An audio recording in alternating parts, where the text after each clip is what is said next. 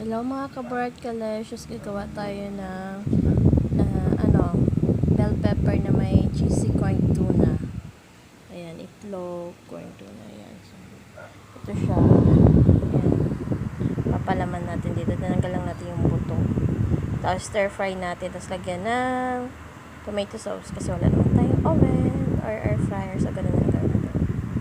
So, ayan, gisahan muna natin ng konting bawang sibuyas sa maliit, konting mantika. So, ayan, tinanggal ko muna yung bawang sibuyas para malakas yung apoy at hindi dumikit yung ating bell pepper tsaka ito.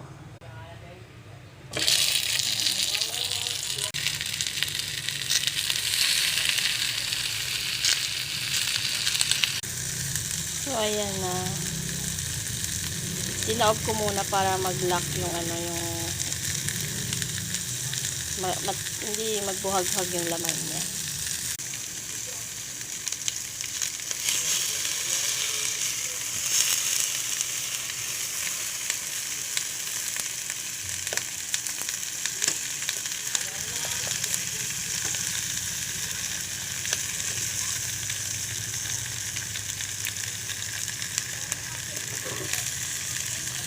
Ito, luma na tong red dapat malutong para madaling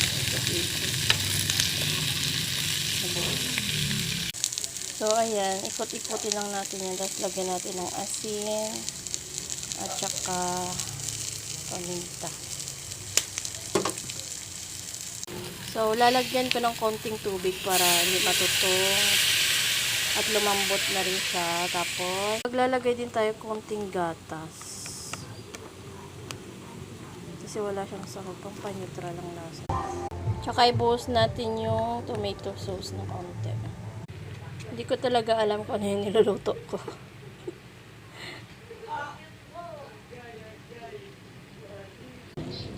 Dagdag po tayong asin. Dahil maasim-asim. Himalayan. So, ayan na. Titikman na natin. Masarap lang siya pang merienda. Pero yung ulam ko na lang kasi wala akong ulam. Masarap lang siya pang papak. Pero dahil wala akong ulam pwede na. Ayan, ginamitan ko siya ng torch. Wala kasing mozzarella. Mas masarap ito pag mas maganda yung appearance niya pag mozzarella cheese. So, sa isang piraso, busog ka na.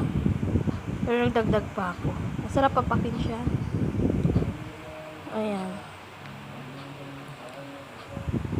Masarap din yung timpla ng tomato sauce niya. Dapat pala nilagay ko pa ito siya ng tomato sauce. Itong